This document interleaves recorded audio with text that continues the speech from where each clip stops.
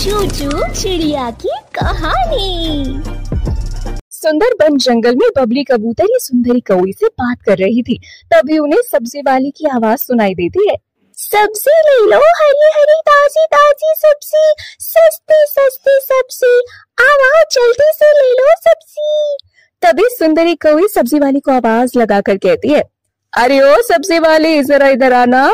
जी ma'am साहब, बोलो क्या दो? मेरे पास आलू बैगन टमाटर घिया प्याज सब प्रकार की सब्जियां हैं। अच्छा तो तू मुझे ताजी ताजी घिया दिखा दे। ये देखो मैम साहब, ताजी ताजी घिया, बताओ कितनी तोल दूं? ये ताजी तो है ना?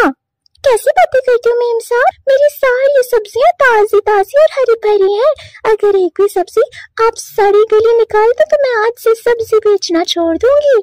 सब्जी वाली की बात सुनकर बबली कबूतरी कहती है, तू बोलती बहुत है सब्जी वाली, अगर तेरे पास अच्छे पराठे वाले आलू है तो मुझे दिखा दे, मुझे आलू भी लेने हैं।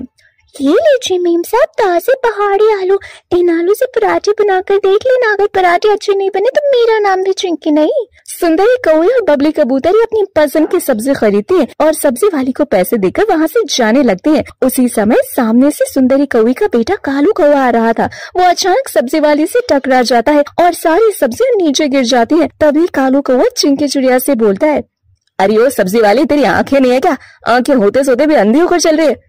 अच्छा जी, उल्टा चोट कोतवाल को डांटे, तुम देखकर नहीं चलते और अंधी होने का इल्जाम मुझ पर लगा रहे हो। मेरे सर पर तो भारी सब्जी का टोकरा था, इतना बड़ा टोकरा, और मैं तुम्हें दिखाई नहीं दी। मुझे तो लगा तुम ही अंधे हो और मेरे सब्जी का टोकरा तुमने जानबूझकर नीचे गिराया है।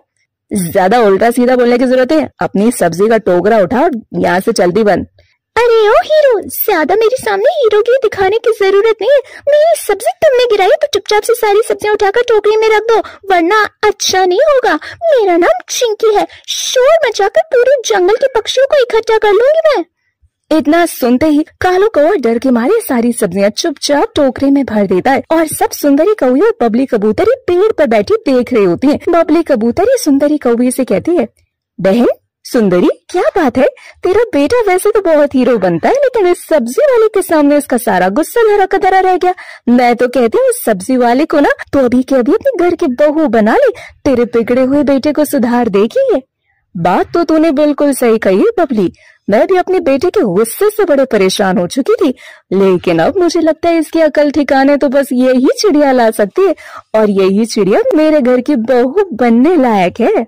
अगले दिन सुंदरी कौवी अपने बेटे कालू का रिश्ता लेकर चिंकी चिड़िया के घर चली जाती है। सुंदरी कौवी को अपने घर अचानक से देखकर चिंकी चिड़िया कहती है, अरे मेम साहब, आप अचानक से मेरे घर पर क्या हुआ?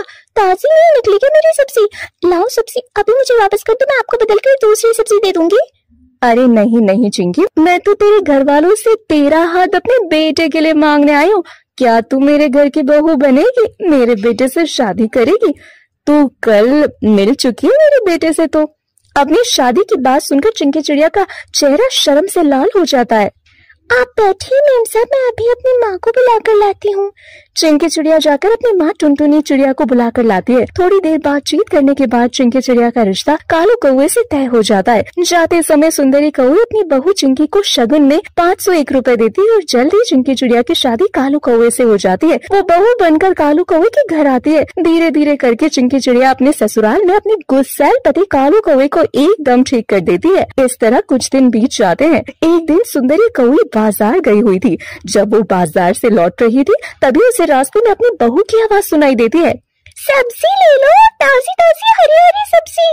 हाय भैया, अरे बहू ये तो क्या कर रहे, जंगल में सब्जी बेचकर मेरी नाक कटवाना चाहती हो क्या?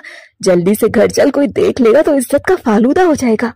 माँ जी, अब तो मैं टोकरी में रखी सब्जी बेच कर ही घर वापस आऊंगी। घर में बैठी बैठी बोर भी तो हो जाती हूँ। सब्जियाँ बेचूंगी, कुछ पैसे मिलेंगे तो घर के खर्च के काम आएंगे।